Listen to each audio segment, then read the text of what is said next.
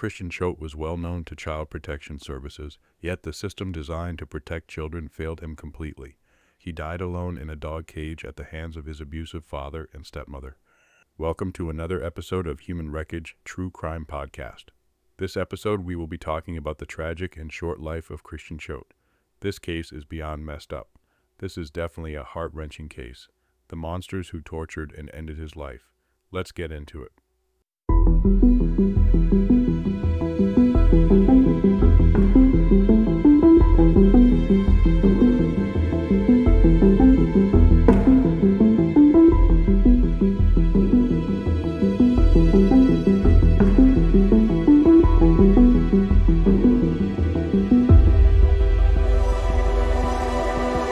In May of 2011, police in Gary, Indiana, received a tip from a woman who told them where they could find the body of a child who had been killed 2 years prior.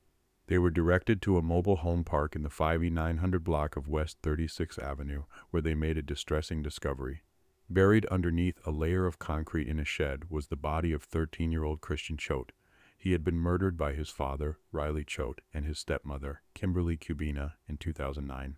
Christian's sister, Christian Choate, had mustered up the courage to confess what she knew about Christian's death to her mother, who then called police. The discovery of Christian's body revealed an ugly history of child abuse and neglect.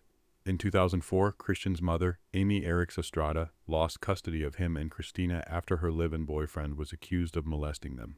Christian told authorities that his mother had also touched him inappropriately. Christian and Christina then moved in with their father, Riley Choate, his wife, Kimberly Cubina, and several cousins and step-siblings, despite the fact that in August of that year, Choate had also been accused of abusing his son. Investigators could not substantiate the abuse allegations, but DCS officials did determine that Choate had physically abused Cubina's nieces who were living with them at the time.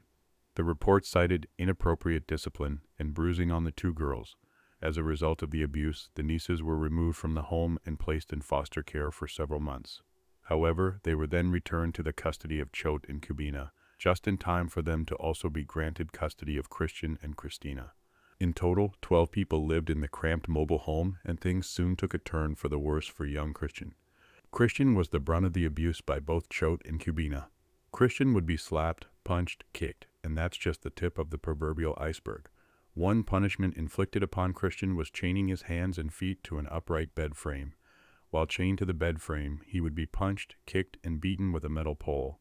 In addition to the severe beatings he received, Christian was being systematically starved. Typically, he would be given ramen for breakfast and lunch and leftovers of what the family had for dinner. In a desperate bid to survive, Christian tried to steal food. When he wasn't being beaten, Christian was forced to live in a dog cage that Cubina purchased from their neighbor for $15. At times, his hands would be tied to the top of the cage, and on one such occasion, Cubina spray painted his chained hands black as additional punishment. The only time Christian was allowed out of the cage was to clean the house.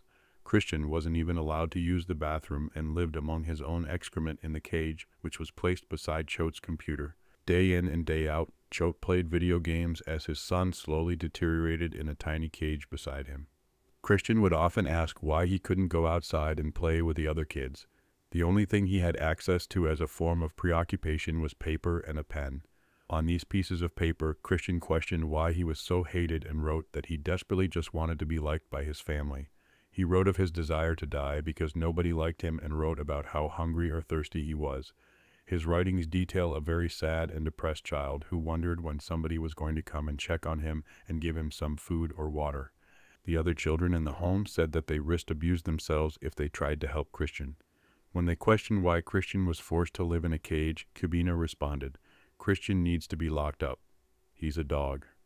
As if the abuse from the two people supposed to care for Christian wasn't horrific enough, Christina later admitted that she too would sometimes hit her brother, and on one occasion, she even choked him until he turned blue. She also admitted that she would slap her brother with an open hand when he didn't do as she told him. She later told police that she risked being beaten herself if she did not get Christian to do as she told him. In an attempt to combat the bruising and swelling on Christian's body from the beatings, Cubina instructed Christina to give Christian ice-cold water baths, which prompted his screams. As the beatings escalated and food was denied more frequently, Christian was forced to wear a diaper that was suitable for children of just 4 years old. Christian was so emaciated that the tiny diaper fit him. In his cage, Christian lost his mind, his strength, and ultimately, his humanity. Shortly before his death in early 2009, Christian started to hallucinate and could barely walk due to being so weak. Christina recalled that she tried to feed him cereal, but he was unable to chew or swallow. The same night, Choate became infuriated that Christian couldn't eat and struck him, full force several times in the front, side, and back of his head before throwing him back in the cage. That night, Christian died alone in a dog cage. After Christian's murder, he was placed inside a plastic bag and taken to a shed adjacent to the family's mobile home. Here, he was dumped into a grave and buried in concrete with a Bible resting on his chest. Christian's autopsy showed that he suffered blunt force trauma to his body, internal bleeding, and a skull fracture. Christina later told authorities that Choate and Cubina had told her that Christian had molested another child living in the trailer, and that was why he was kept in the cage. However, records show that no reports of molestation were ever reported by either Choate or Cubina. "Nobody's going to miss him anyhow. We'll just bury him," said Choate when deciding how to dispose of his son, and he was right. 2 years would pass before authorities even knew that Christian was missing. Choate and Cubina had told neighbors and family that Christian had run away, but they never filed a missing person report. An investigation into the brutal murder revealed that Christian had a long history of involvement with child welfare authorities, but sadly nobody intervened in time to save his life. In 2007, DCS were called to the Choates' home after receiving complaints that there were 10 children living in squalid conditions. Investigators cited one adult, a relative of Cubina, for medical neglect, but they did not substantiate any of the other allegations. The following year, DCS were called to the home once again for the same reason. However, this time the report added that one child was living under house arrest for molesting another child. Again, these allegations were unsubstantiated.